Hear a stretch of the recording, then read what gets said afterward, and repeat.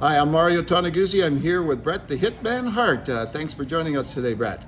Always my pleasure. All right, Bret, let's talk a little bit about, we're sitting here in the dungeon at Hitman's Bar, and it's just over a year that Hitman's Bar opened?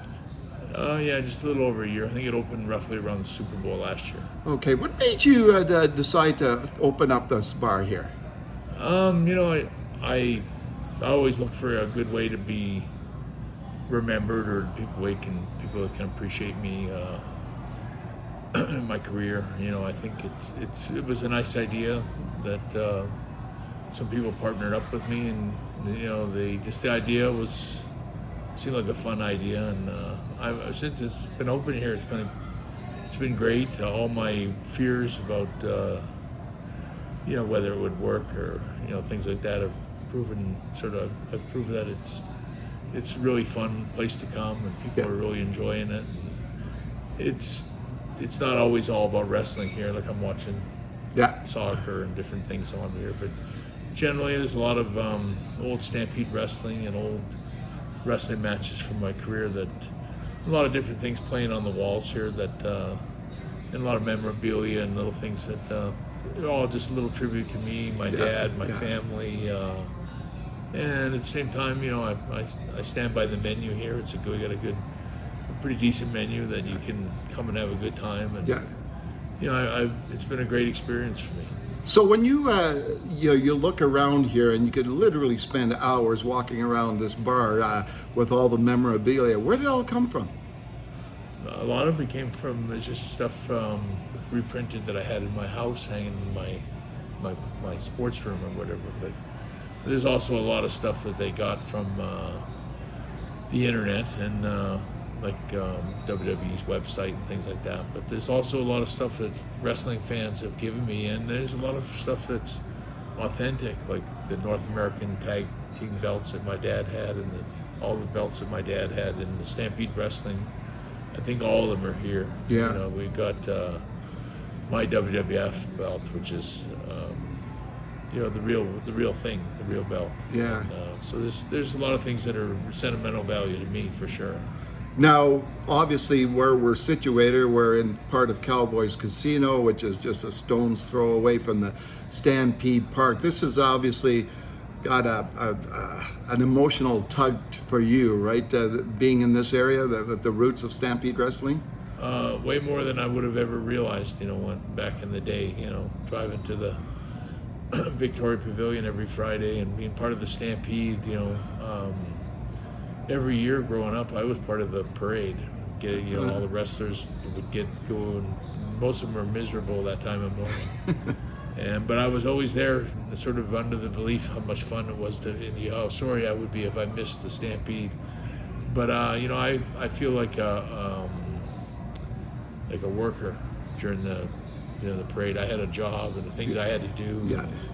Parades weren't that much fun for me, but at the same time, it's kind of like being in the circus. As a little kid, I remember the parades, and I remember the ring float, the wrestling ring my dad would have go down the center street with the wheels, they had the airplane wheels on it. It was actually an amazing thing to tow all those wrestlers, and they'd all be in the ring, and it was pretty special. Usually the tail end of the parade, if I'm not mistaken, every year it was the Stampede wrestling float going by with the world champion and Andre the Giant, whatever, waving, and that was the last thing you saw as they went off the air all the time. And for me, I was always part of that. I missed it, and before they had recordings, like tape recorders and VCRs and stuff like that, you never see that stuff back. But I mean, I was part of that environment all the time. I was part of the Stampede, even though I never really had a job there other than selling programs and that kind of stuff. But a big part of my life was being around the Stampede and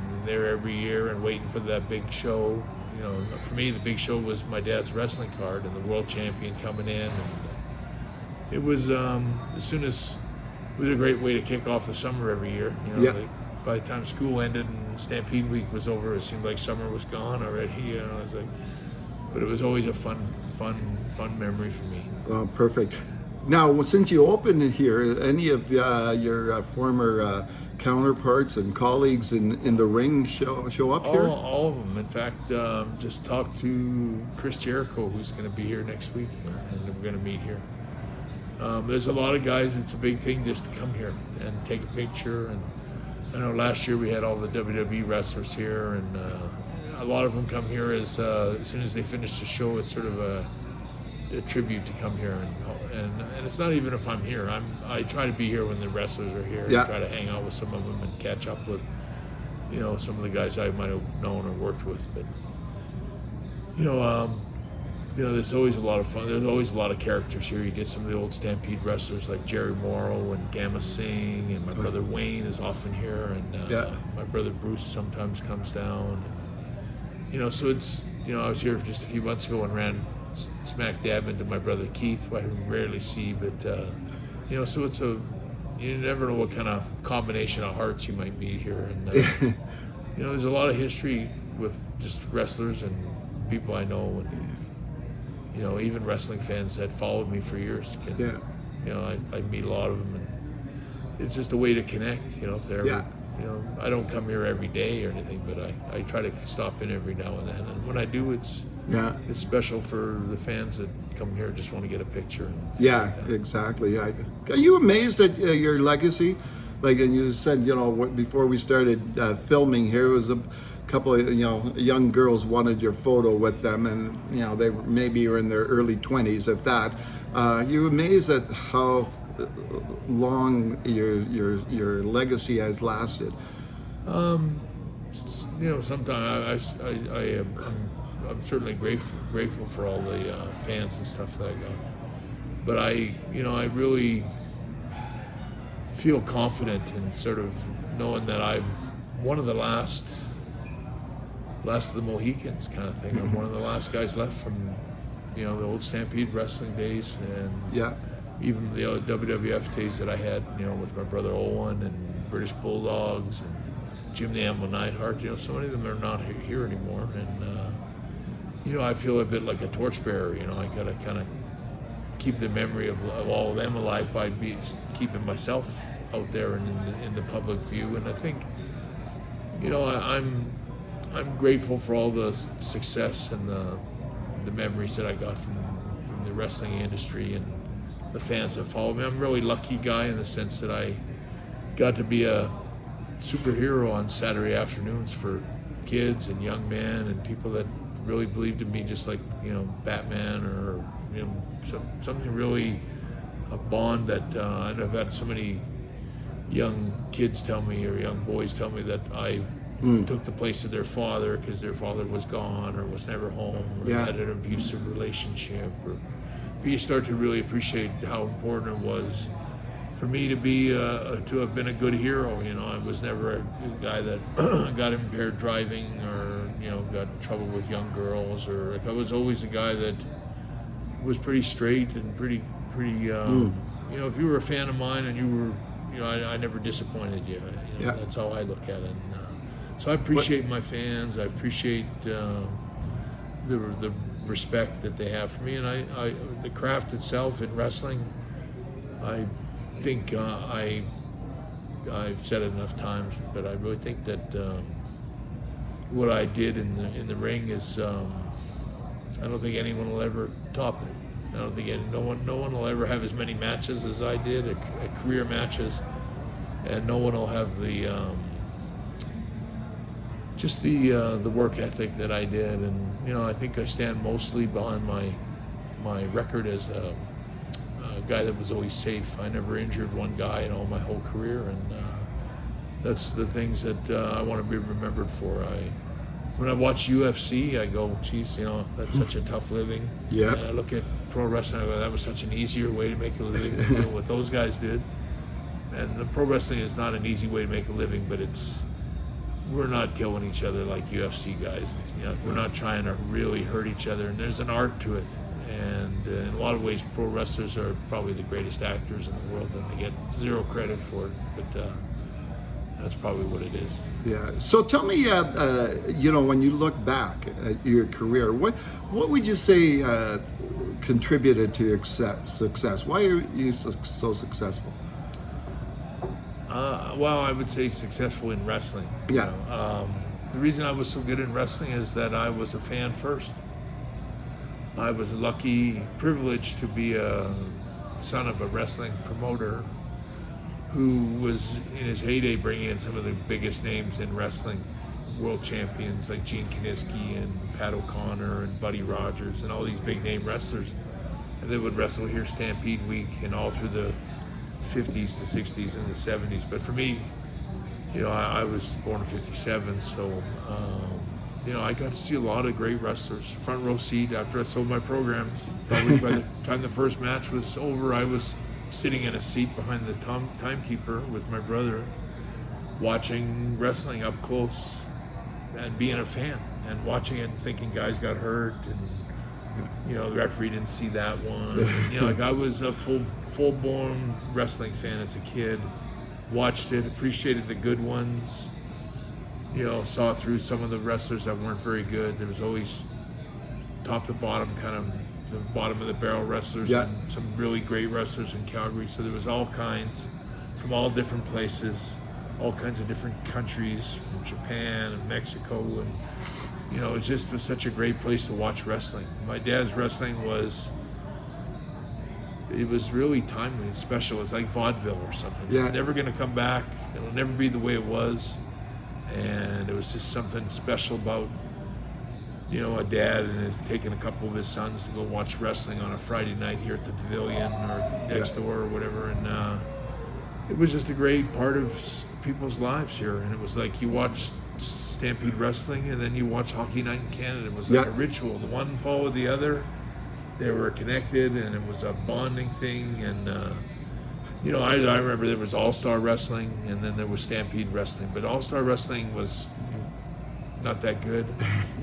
When that Stampede Wrestling came on, it was just like, that's my dad's wrestling, and it was so good. It was just better than anybody else's. And Ed Whalen was so special, and that whole experience of growing up with Stampede Wrestling, and then to have evolved and gone into the business, from selling programs to refereeing to, like I ran the front door at the Pavilion for a couple of years, all before I wrestled, but then I refereed, and then it was bang. It's like wrestling was, you know, I did it in Stampede, you know, Victoria Pavilion. I wrestled till I was almost 30 years of age. Like I spent almost every Friday of my life, from the time I was about 5 years old to the time I was close to 30, at this Victoria Pavilion. So like when you say around this part, I feel like I lived here. I feel like I remember the houses, all the streets, the way it used to be here before you know, the parking lots came in.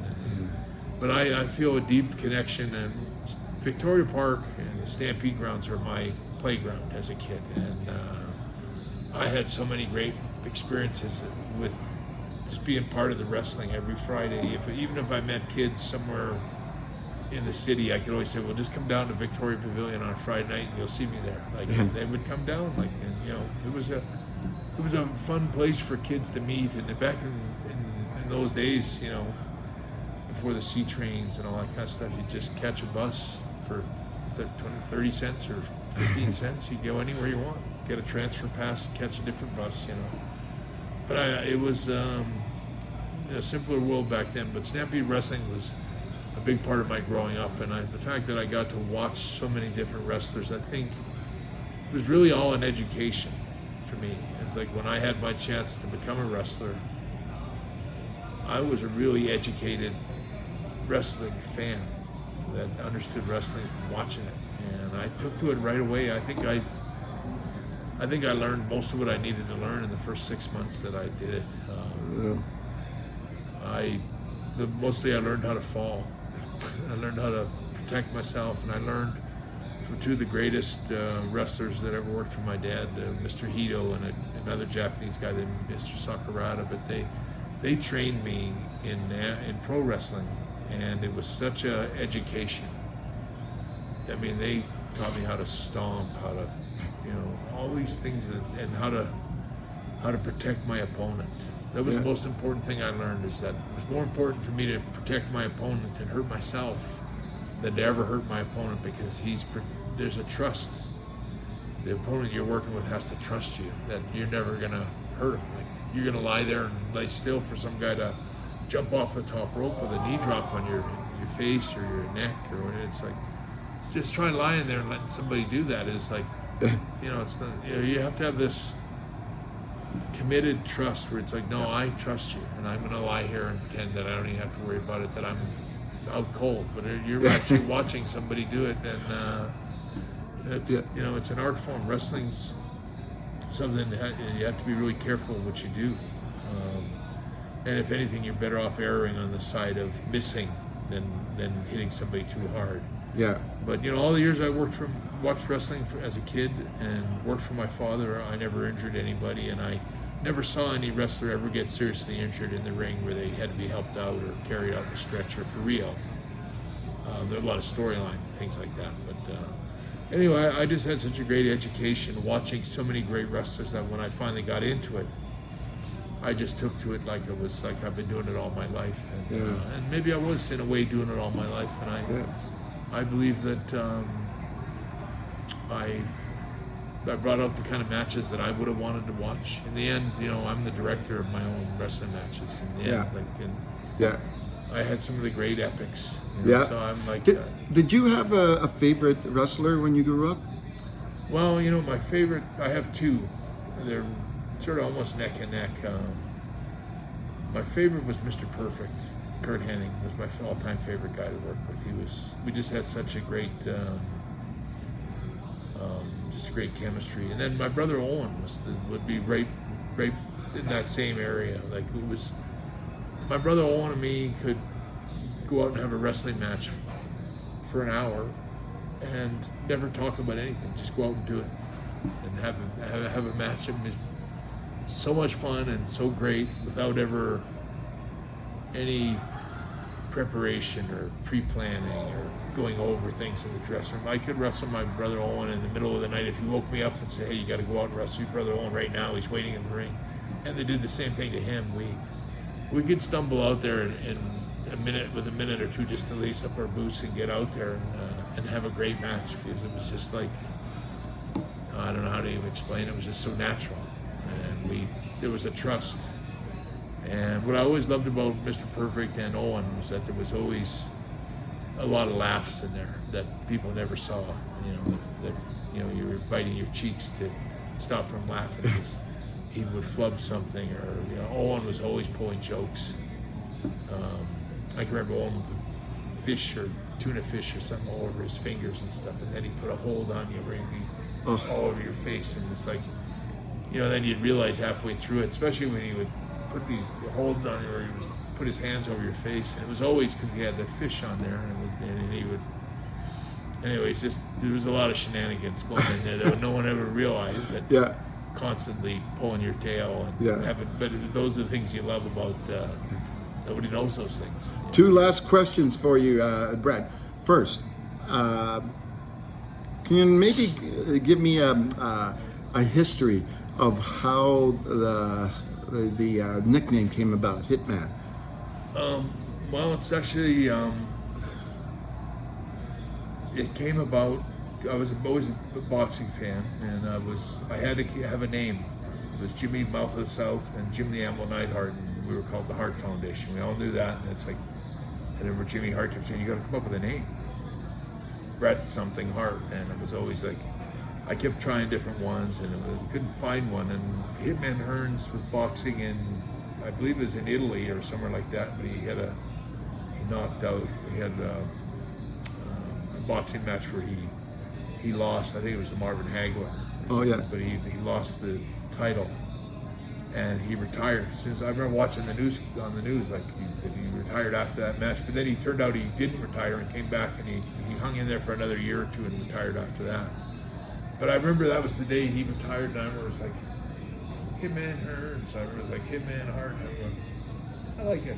He's not going to use it anymore. And, so I took that name, and it's funny how I did meet Hitman Hearns years later and did a little bit of a sketch with him in the ring. And but he told me, he goes, he loved that I took his name, and he told me, he goes, you did good with it.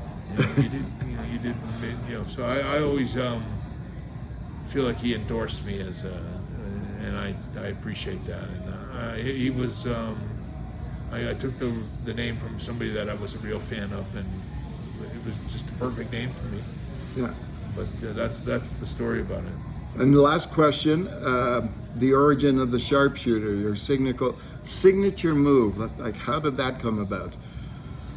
Well, you know, in wrestling, there's, you know, I was lucky enough to, in my career to travel all over the world, and I did travel to Japan, where they use the sharpshooter, what they call the scorpion deathlock, and it's just a kind of a different variation of the Boston crab. Really, is what it really is. And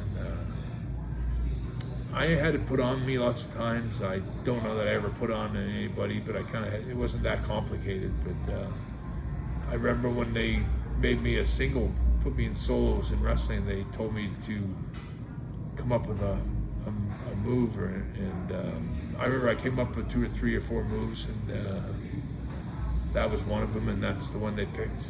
And I remember Vince McMahon thinking about it for a minute, and he goes, "We'll call it the sharpshooter." And I was like, "Great, we'll call it the sharpshooter." And then I remember I said, I don't know how to put it on. And I had to go look, and he goes, "We'll find somebody that can show you how to put it on." And I was like, I had an idea, but I didn't know I hadn't put it on. I always had to put on me and that kind of. So I had some idea, but I went looking around, and it's funny how many wrestlers never knew, because it's kind of a Japanese move. But so many wrestlers didn't know how to put it on. And finally I went up, and there was one Mexican wrestler that I asked him, and he goes, "Yeah, I know how to put it on." He put it on, showed me in the shower, and he's like, next thing you know, that was it. Someone showed me in the shower. There's no big fancy story to it. It was Conan, the wrestler, is the one that showed me the sharpshooter. And it's always been less of a story maybe that Conan showed me in the shower, and how to put it on, rather than my dad studiously showing me in the dungeon, with maybe my mom sitting there watching, But anyway, that's the real story. All right. Right. Well, super. Thanks, Bret, for taking the time today. All right, my pleasure. Always good to see you, Mario. Thank you.